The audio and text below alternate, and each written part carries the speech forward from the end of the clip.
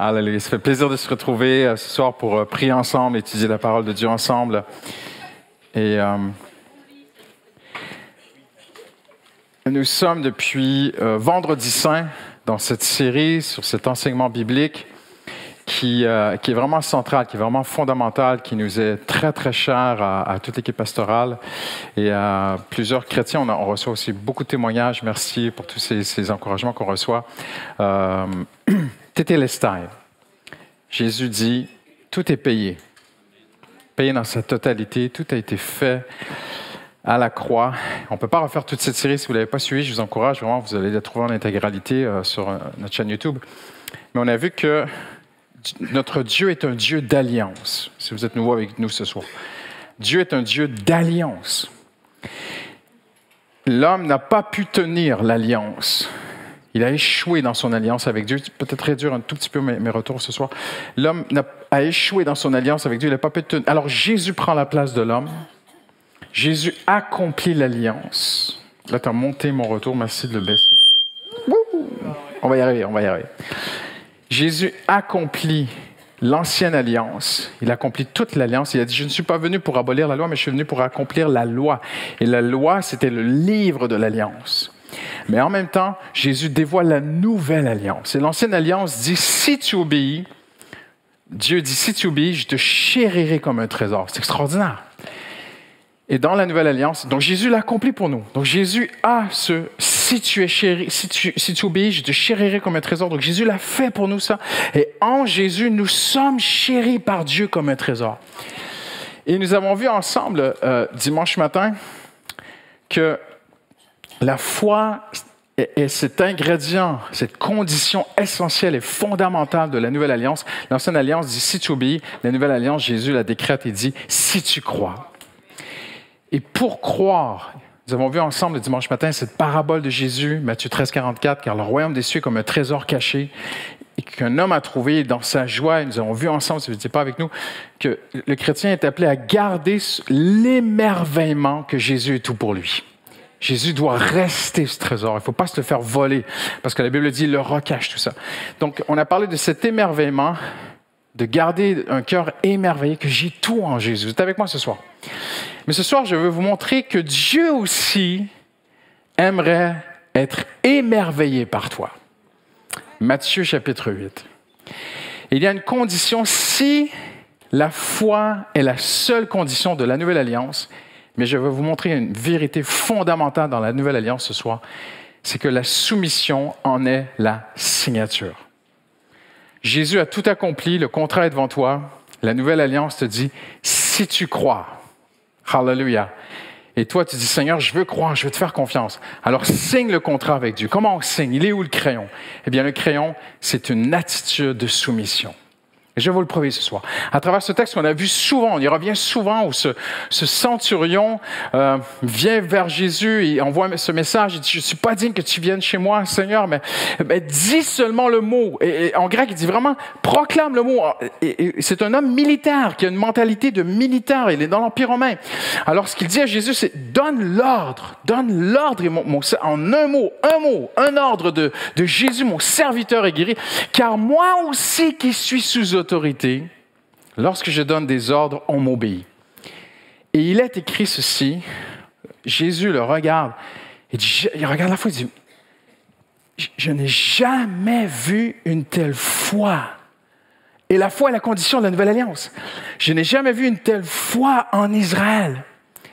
Il dit, va, ton serviteur est guéri. Il est écrit, Jésus, l'écoutant, fut émerveillé. Il faut comprendre la puissance, la profondeur, l'ampleur de ces propos ce soir. J'aimerais vous dire que le mot qui est utilisé ici pour dire que Jésus est émerveillé par cet homme, ce terme d'émerveillement est utilisé pour Jésus à plusieurs occasions dans les évangiles. Mais dans le sens contraire, les gens sont émerveillés par Jésus.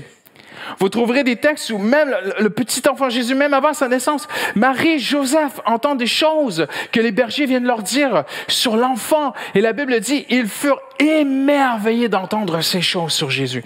La Bible dit que la foule était émerveillée de voir Jésus agir. Les disciples furent dans l'émerveillement. Même les ennemis de Jésus ont été émerveillés. Jésus est tellement extraordinaire que même ses ennemis sont émerveillés par lui. Les pharisiens, ça le dit dans la Bible, furent émerveillés. Certains ont traduit étonnement, tout ça. Mais le mot grec, c'est émerveillé. Même les pharisiens, même les docteurs de la loi, les spécialistes qui cherchaient une faille en Jésus, entendent et disent, mais on n'a jamais entendu des réponses, d'une telle sagesse, de telles paroles, de qui que ce soit. Et même eux se disent, nous sommes émerveillés devant cette personne. Pilate, qui voit Jésus juste avant d'aller à la croix, sera émerveillé par Jésus. Mais Jésus est émerveillé par un seul homme dans tous les évangiles. Et c'est le centurion. Impressionnant. Ce serait très intéressant de s'arrêter ce soir et d'aller voir qu'est-ce qui a émerveillé Jésus. Pourquoi Jésus est si émerveillé? Pourquoi Jésus n'a pas été émerveillé? Je ne sais pas pour vous, moi, de tous les miracles du Nouveau Testament ou des évangiles, j'en prends un comme ça qui m'aurait sûrement émerveillé, c'est Pierre qui marche sur l'eau. Parce que Jésus qui ressuscite Lazare, c'est Jésus, Lazare direct. Mais là, on a un homme qui croit. On a un homme qui a un moment de foi. On l'a déjà vu, ce n'est pas une marche de foi qu'il y avait, c'est un moment de foi. Mais il a une telle foi, Pierre, il dit, si c'est toi, ordonne que je vienne. Jésus dit, viens. Il met le pied en dehors de la barque, c'est du béton. Il fait 2-3 pas, bien sûr, avant de tomber. Moi, j'aurais été émerveillé. Moi, j'aurais dit, franchement, Pierre, il faut que tu écrives un livre. Tu lances une chaîne YouTube, tu fais un truc, Pierre, tu vas être connu, ça va marcher, tu deviens un influenceur. Pierre. Mais Jésus n'a pas été émerveillé par Pierre. Mais le mot n'est pas utilisé. La Bible ne dit pas, et Jésus lui prit la main, le sortit de l'eau, et lui dit, Pierre, je suis émerveillé. Tu te rends compte, tu es le seul être humain de toute l'histoire de l'humanité. Pierre, je suis fier de toi, tu es un bon disciple. Pierre, tu as marché sur l'eau aujourd'hui, tu as gagné la médaille d'or. Jamais Jésus n'a dit ça. Mais Jésus a regardé le centurion, et la Bible dit, il fut émerveillé. Qu'est-ce qui a émerveillé Jésus chez cet homme qui n'était pas juif, qui n'était pas chrétien? On se dit les vraies choses. Qui ne connaissait pas la loi, qui priait peut-être une idole. C'est impressionnant. Jésus fut émerveillé par le centurion. Parce que le centurion a compris la signature du contrat avec Dieu. C'est la soumission. La puissance de la soumission. Le centurion a certainement observé un peu le ministère de Jésus. Les démons lui obéissent. Les malades sont guéris. Il dit un mot, il vient, bang, pouf, ça dégage direct. Ouah, la vache! C'est qui cet homme? Pardonnez-moi ce langage des jeunes, mais bon, ça parle comme ça quand on sort de la porte ici. Et le centurion regarde Jésus et à un moment donné, il comprend. En fait, il n'a jamais dit, je n'ai pas vu le dire qu'il était le Fils de Dieu, des choses comme ça. Mais il a compris, cette personne, elle a de la puissance, elle a de l'autorité parce qu'elle est sous autorité. Jésus est sous l'autorité de son Père. Il parle de son Père, mon Père, mon Père, mon Père. Donc, il est soumis à son Père. Les démons lui sont soumis. Et c'est ce qu'il dit à Jésus. Moi aussi, qui suis sous autorité, quand je dis dégage, ça dégage. Et Jésus le regarde. J'aurais tellement aimé voir le visage de Jésus ce jour-là. Vous auriez aimé ça être là? Et voir Jésus le regarder, se mettre à sourire tout doucement. Notre Seigneur, toujours bien paisible. Le Seigneur, il n'y a pas de problème pour lui. Il est tempête. Non. Il le regarde, la foule est là, ils ne comprennent pas trop ce qui se passe. Et Jésus regarde cet homme avec un sourire. Wow! Enfin, j'ai trouvé un homme qui comprend comment ça marche dans le royaume, comme Matthieu a si bien prêché. L'Alliance te fait entrer dans un royaume, le royaume de Dieu. Et comment ça marche dans le royaume de Dieu? Eh bien, pour vivre la nouvelle alliance, il y a une condition, la foi. Mais la foi est donnée à ceux qui se soumettent. La puissance du chrétien, c'est sa soumission à Dieu. En France, c'est un message qui va à contre-courant.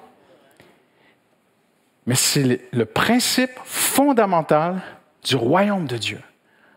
Regardez ce que la Bible dit. Il commande même aux esprits impurs et ils lui obéissent.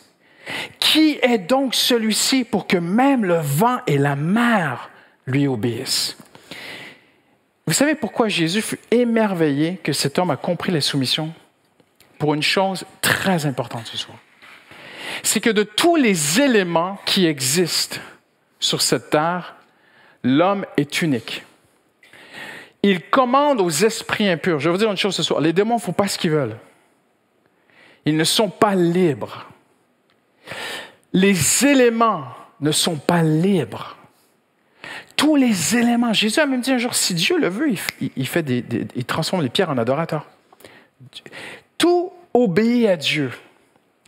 Mais vous remarquerez que dans les évangiles, l'homme, et encore aujourd'hui, Dieu a donné une liberté à l'être humain qu'il n'a même pas donnée aux démons, aux esprits, aux anges, ni à personne.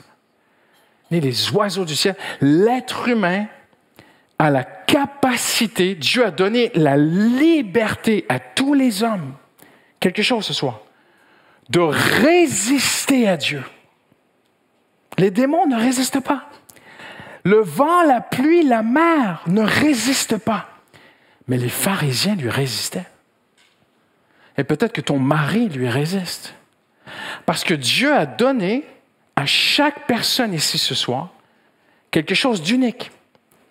Et Dieu, il faut comprendre comment Dieu travaille. Dieu ne travaillera jamais contre ce qu'il a lui-même établi. Hein? Tu es d'accord avec moi? Uh-huh. Dieu a voulu que l'homme soit libre de décider entre le bien et le mal. Dieu a voulu que l'homme vienne de sa propre volonté. Dieu veut que l'homme choisisse de son libre choix de se soumettre à lui et de lui obéir. Il veut que ça vienne de toi. Les esprits, ils n'ont pas le choix. Ils se soumettent. Le vent, la mer n'a pas le choix, mais toi, tu as le choix. Tu as quelque chose d'unique dans tout l'univers. Les étoiles, le cosmos, les galaxies, name it, my friend. Ils n'ont pas le choix. Ils lui obéissent. Ça dit dans Isaïe, Dieu dit dans Isaïe, je peux te montrer le verset, la référence. Dieu dit dans Isaïe, quand j'appelle les anges, ils viennent tous. T'imagines? Ah, mais Seigneur, je suis très, très occupé. Il n'y a pas le choix. Il se retrouve devant le trône de Dieu. Mais toi, Dieu peut t'appeler et il t'a donné le droit de dire non. Non, je ne viens pas. Dieu ne travaillera pas contre ce qu'il a créé. Jamais, jamais, jamais. Ce serait contre sa personnalité. Dieu respecte ce qu'il a fait. Il t'a créé, toi et moi, avec un libre choix. Alors, quand il voit le centurion qui dit, c'est la soumission qui est la chose la plus centrale dans le royaume de Dieu, Jésus dit, je n'ai jamais vu une telle foi en Israël. Impressionnant, hein? La foi est une grâce que Dieu donne, mais il la donne à ceux qui se soumettent. La foi vient de Dieu. On l'a vu ensemble, je ne referai pas la série. Mais Dieu encourage ta foi, nourrit ta foi, fortifie ta foi, fait grandir ta foi si tu te soumets. Tu peux faire des nuits de prière, mon frère. Tu peux faire des semaines de jeûne. Tu peux faire tout ce que tu veux. Mais si ton cœur est insoumis à Dieu, non. Si la foi est la seule condition du contrat, la soumission en est la signature. Je me soumets, je signe. Je me désoumets, je désigne. C'est comme ça que ça marche avec Dieu. Dieu ne travaillera jamais comme ça. Il y a 77 mentions de la résistance des hommes envers Jésus dans les évangiles. Vous n'avez peut-être jamais réfléchi à ça, hein? Suivez-moi bien ce soir.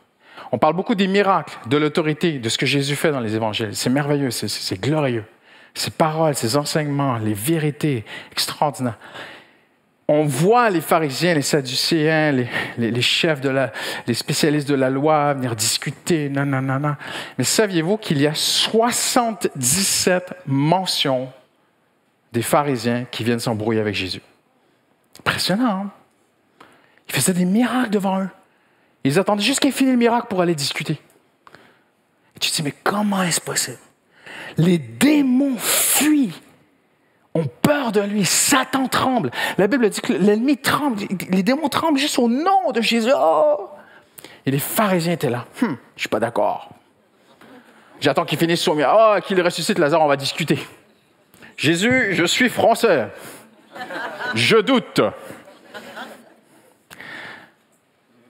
Mais Jésus les aimait. Il les a créés libres. Franchement, il est le créateur de l'univers. Il aurait pu faire ça. Plus de pharisiens. Mais il les aimait. Il prenait le temps de les écouter. Il était un bon berger, un bon pasteur. Oui, mais je ne suis pas d'accord. Mais il est écrit, mais ceci, ça. Prenez le texte qu'on a déjà prêché, où Jésus descend du mont de transfiguration. Mais franchement, le mont de transfiguration, qu'est-ce que tu veux de plus? Son visage brillait comme le soleil. Il recache sa gloire, il descend. C'est quand même quelqu'un, Jésus, en passant. C'est quelqu'un, hein? C'est quelqu'un, hein? C'est Dieu. Dieu descend, prends-le comme ça. Hein? Dieu descend du mont de transfiguration et il trouve ses disciples en train de s'embrouiller avec des spécialistes de la loi sur un enfant qui n'est pas guéri ou pas délivré. Et puis, puis naille sur des trucs et tout. Jésus dit, de quoi discutez-vous? C'est impressionnant comme ça, non? Parce que Dieu a donné la liberté à l'homme de lui résister. Tous ceux... Et maintenant, regardez bien ceci. Je vous amène dans les actes. Comment est-ce possible de voir un homme? Là, c'est plus Jésus, OK? On parle d'un homme qui s'appelle Étienne, rempli du Saint-Esprit. Il est amené devant le Saint-Dédrin, si tu peux montrer la prochaine diapo. Il est amené devant le Saint-Dédrin. Et la Bible dit, tous ceux qui siégeaient au Saint-Dédrin avaient le regard fixé sur Étienne. Ils virent que son visage était comme celui d'un ange. Ils poussèrent alors de grands cris en se bouchant les oreilles, ils ne veulent pas l'entendre, et ils se précipitèrent sur lui, le traînèrent à l'extérieur de la ville et le lapidèrent. Tu te dis, mais comment est-ce possible? On a tous déjà pensé, mais si la France voyait la gloire de Dieu, elle se convertirait. L'homme est libre. Imaginez, ils sont là. Vous savez comment c'était fait les Saint-Dédrin, hein? C'était comme une sorte de demi-cercle. Ils étaient assis sur une sorte de banc. Ils étaient tous là, les anciens, avec les toges. C'était dramatique, c'était sévère, tu vois. Fallait impressionner. Ils posaient des questions à Étienne. Pourquoi est-ce que tu prêches Jésus? Allez, prends ton ton, là. Grave, allez, vas-y. Pourquoi, Étienne, fais-tu cela en Israël? Imaginez, ils essaient de faire tout leur show, là. Et Étienne voit le ciel s'ouvrir et voit Jésus. Et eux regardent Étienne, parce que la gloire de Jésus brille sur le visage d'Étienne. Et eux le disent. C'est comme si on est en présence d'un ange. Mais ils ne peuvent pas entendre son message. Et ils se bouchent les oreilles. Mais quelle scène! Et ils le tirent dehors et ils le lapident. Parce que Dieu a donné à l'homme la liberté de se soumettre ou de se rebeller. Chaque personne ici ce soir, il y a un poids qui tombe sur tes épaules, là, mon frère. Oui, Jésus est mort à la croix pour toi, il a tout payé, machin et tout. Oui, OK, d'accord. Belle nouvelle alliance en Jésus-Christ, extraordinaire les promesses de haut. Alléluia, pas de problème. Mais j'ai une responsabilité, tu as une responsabilité. Nous avons la liberté de nous soumettre ou de nous rebeller. Alors, il faudrait définir ce soir c'est quoi la soumission. La soumission, ce n'est pas d'obéir.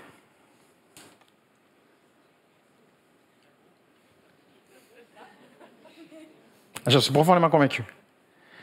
La soumission, ce n'est pas d'obéir. Va ranger ta chambre. Mais va ranger la chambre. Ce n'est pas parce que l'enfant va ranger sa chambre en râlant qu'il est soumis. Parfois, on obéit, mais on a un cœur insoumis. Parfois, on obéit pour les bénéfices. On peut obéir sans être soumis. Tu es avec moi? Ah ouais! La soumission n'est pas un prétexte d'intrusion prophétique. Tous les pasteurs vont dire amen. Un prétexte d'intrusion prophétique dans la vie des autres. Ma soeur, tu ne veux pas l'entendre, la prophétie, mais Dieu m'a parlé pour toi, Mathieu. Dieu m'a dit, tu m'as pas donné accès à ta vie, tu m'as pas dit, oui, je suis à l'écoute, et tu n'es pas d'accord, mais c'est pas moi, c'est le Saint-Esprit.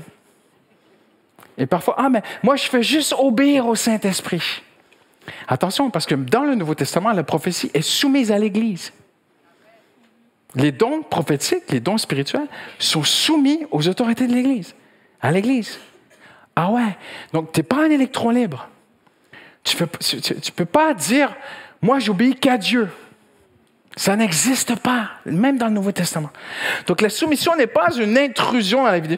La soumission, sans soumission aux autorités, il n'y a pas de vraie soumission. Tu peux payer ta dîme, évangéliser, aider les pauvres, être ici, faire des nuits de prière et tout le tralala. Si quand tu franchis ces portes, tu n'es pas soumis aux autorités de ce pays, non. Parce que le Nouveau Testament enseigne explicitement de se soumettre aux autorités. Bien sûr, si les autorités de cette nation te demandent de pécher, là c'est autre chose. Mais s'ils te demandent de payer tes taxes, il faut que tu payes tes taxes, mon ami. Tu ne peux pas travailler au black. Tu ne peux pas passer par-dessus le tourniquet du métro.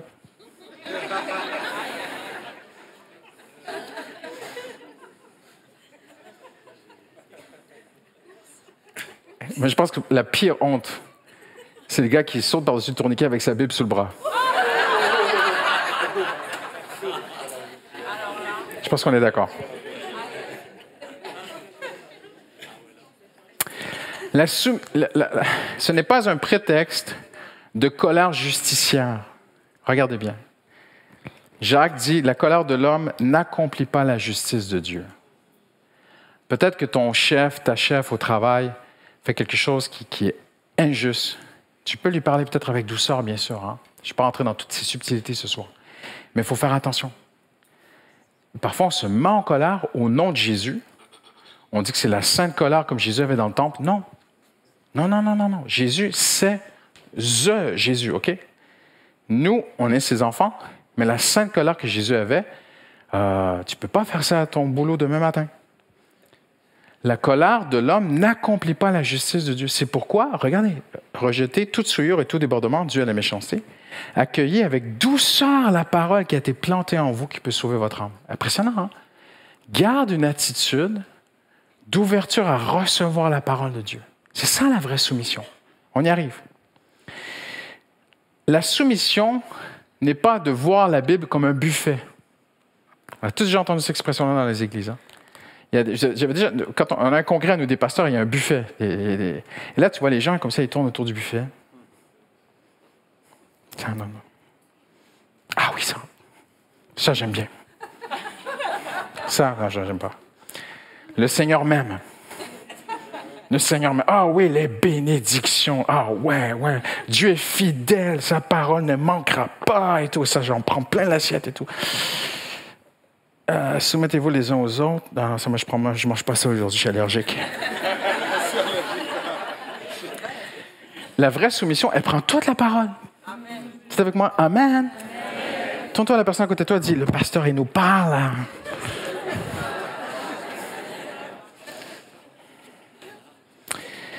Qu'est-ce que la soumission? Qu'est-ce que la soumission? Très simplement ce soir, je donnais la définition de la soumission qui va changer ta vie. Hallelujah. La soumission, c'est d'être sous la mission. C'est fort, hein? Je n'ai pas cherché loin, hein? J'ai coupé le mot en deux. Soumission. Je donne ma vie à Christ, je lui appartiens. Il y a une nouvelle alliance pour moi extraordinaire. Dieu dit, je serai fidèle pour toi, je te sauve, tu es né nouveau, tu es avec moi, tu es dans ma famille, tu marches avec moi. Ceux qui se confient en l'Éternel ne seront pas déçus, je serai fidèle, tu m'appelleras, je viendrai, alléluia, Seigneur, super, amen et tout. Seigneur, qu'est-ce que je fais moi? Tu te soumets. Ah, OK. C'est quoi? Ben, j'ai une mission pour toi. Maintenant, tu vis pour moi. Tu vis pour moi. Oui, Seigneur, je me mets sous la mission du Seigneur. Je vis pour glorifier son nom. C'est juste ça la soumission. C'est silencieux. Regardez ce que Jacques dit. Soumettez-vous donc à Dieu, résistez au diable et fuira loin de vous. Impressionnant, hein? Regardez ce que c'est le terme que Jacques utilise ici. Quand il dit soumettez-vous, c'est se placer sous un ordre établi. Le royaume que Matthieu a prêché. Et il vous attend. Hein? Il en a encore à vous raconter sur le royaume. C'est dimanche, non? Jacques dit se soumettre, en fait, c'est de se placer toute ta vie sous un royaume, en fait. La nouvelle alliance, c'est j'entre dans un ordre de Dieu. Maintenant, je veux me soumettre, je veux me mettre sous cette mission dans l'ordre de Dieu. Vous savez, notre Sauveur l'a fait. Jésus nous a montré l'exemple parfait. J'ai répertorié à ma connaissance, je suis certain que j'en ai oublié, mais le plus possible, j'ai répertorié dans la Bible, c'est une très belle étude biblique ce soir, très intéressante, en même temps qui fait un peu mal, mais bon, c'est pour notre bien. Les textes où il est dit que Jésus ne faisait pas ce qu'il voulait, mais qu'il se soumettait à Dieu. Je vous les lis. Le Fils ne peut rien faire de sa propre initiative. Je ne peux rien faire de moi-même. Je ne cherche pas à faire ma volonté. Je suis descendu du ciel, non pour faire ma volonté, mais celle de celui qui m'a envoyé. Je ne fais rien de moi-même, mais que je dis ce que mon Père m'a enseigné. Je fais toujours ce qui lui est agréable. En effet, je n'ai pas parlé de ma propre initiative. Les paroles que je vous dis, je ne les dis pas de moi-même. Et Jésus va amener cette soumission jusqu'à la mort. Il va se retrouver avec les grumeaux de sang dans le jardin de Gethsémani, à suer, à prier, à lutter contre une partie de lui qui est son humanité, même s'il était Dieu incarné. Il le dit, Père, s'il est possible d'enlever cette coupe. Mais qu'est-ce qu'il dit? Mais non pas ma volonté. Quelle soumission! Et je vais vous donner une des plus belles perles de ma vie ce soir. Pourquoi Tétélestai n'est pas la dernière parole à la croix? C'est l'avant-dernière. L'avant-dernière parole de Jésus à la croix, c'est « J'ai tout payé, j'ai tout accompli, tout est payé dans sa totalité, Tétélestai ». Ça, c'est l'avant-dernière parole. Et Jésus termine sa vie avec la dernière parole « Entre tes mains, je remets mon esprit ». C'est extraordinaire ce qu'il dit. Jésus, jusqu'à son dernier souffle de vie, il se soumet à Dieu. Nous ne pourrons jamais comprendre l'acte de foi que Jésus a posé à la croix. Je vais vous dire pourquoi. C'est juste incroyable. C'est inexplicable. C'est le grand mystère de tous les théologiens. Il meurt avec sur ses épaules, je vais mal le dire, hein, je vais être un petit peu vulgaire, toutes les saletés de l'humanité sont sur lui. Tous les pires péchés, vous pouvez imaginer, n'imaginez même pas ce soir, les pires péchés, sont sur lui. Il le sait que le péché le sépare de son Père parce qu'il a dit précédemment, « Mon Dieu, pourquoi m'as-tu abandonné? » Il le sait qu'il est séparé du Père. Il le sait que le Père a mis tous les péchés sur lui. Il termine sur son dernier souffle et il dit, je ne sais même pas comment expliquer ce verset. Il dit, maintenant je te donne mon esprit. C'est toi qui décides, c'est toi qui as vu que je suis juste, je suis parfait, je suis pur dans mon cœur, que je porte ces péchés-là, pas pour moi, mais pour eux. Maintenant, la suite, Seigneur, mon Père, c'est toi qui vas me ressusciter. C'est pour ça que la Bible dit, c'est l'Esprit qui ressuscite à Christ. C'est Dieu qui ressuscita son Fils. Jusque dans sa mort, Jésus a obéi. S'il brillait sur le mont de Transfiguration, pardonnez-moi d'aller aussi loin dans mes propos, je suis convaincu personnellement qu'il avait la puissance de ressusciter lui-même. Il dit qu'il est la résurrection et la vie. Mais il s'est tellement soumis au Père jusqu'à son dernier souffle de vie qu'il dit, « Entre tes mains, je remets mon esprit. C'est toi qui me ressuscites. »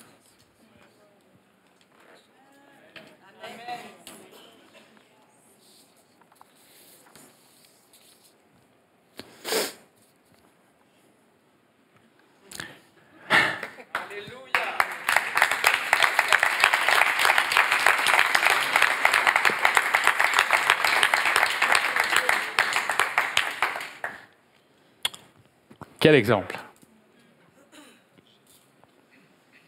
Quand le Saint-Esprit vient dans ta vie, il amène un esprit de soumission. Mais maintenant, il y a des bénédictions extraordinaires. Le Père aime le Fils. Il lui montre tout ce qu'il fait. Je juge d'après ce que j'entends, mon jugement est juste. Celui qui m'a envoyé est toujours avec moi, il ne m'a pas laissé, parce que je fais ce qui lui est agréable. Le Père m'a envoyé, m'a prescrit lui-même ce que je dois faire et annoncer. Je sais que son commandement est la vérité. Le Père était toujours avec le Fils parce que le Fils était soumis. La signature de la nouvelle alliance, c'est la soumission.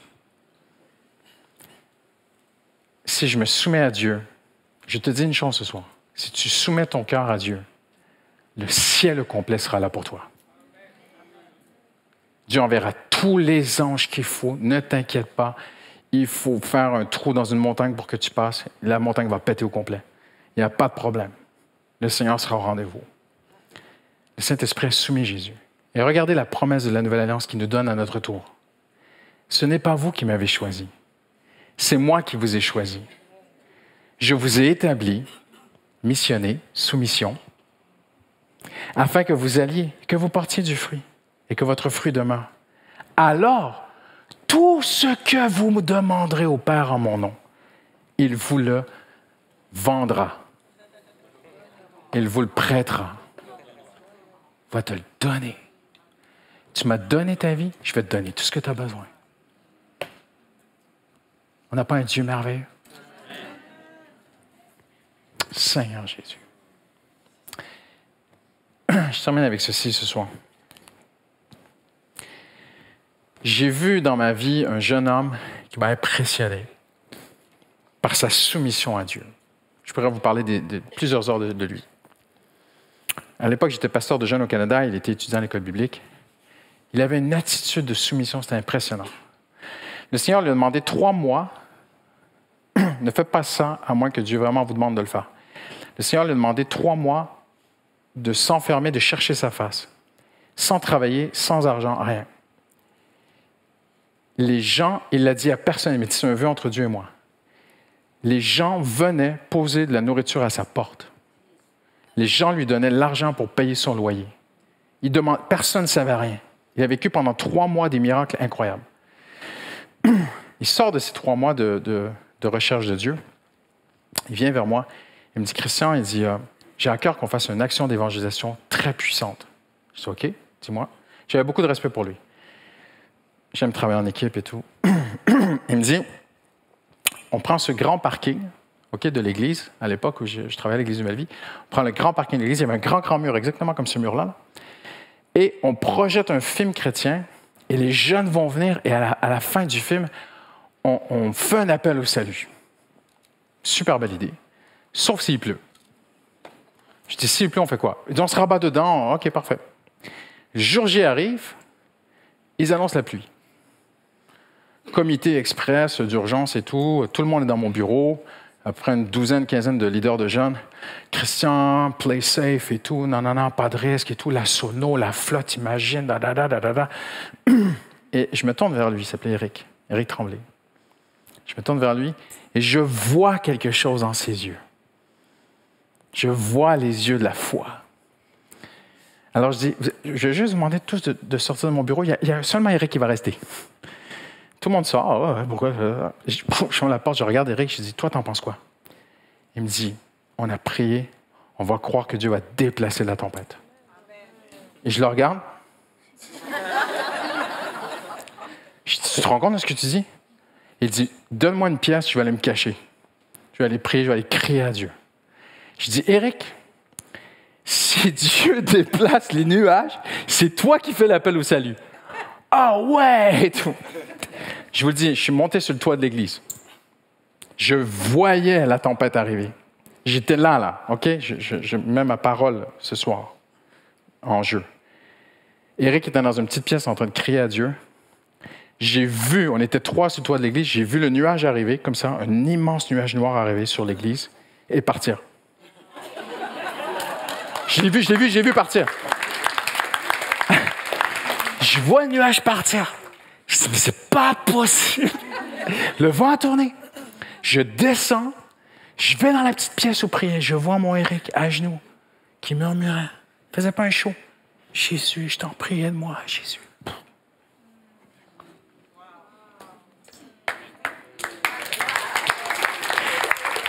Crois-moi, j'ai donné le micro. J'ai dit, c'est toi qui prêches ce soir. Il était sous une mission. Il avait reçu une mission de Dieu. Il était sous la mission. Le ciel était avec lui. C'est ça la nouvelle alliance. C'est beau, hein? On complique les choses, mes amis. Soumission, Dieu est avec moi. Amen? On se lève ensemble.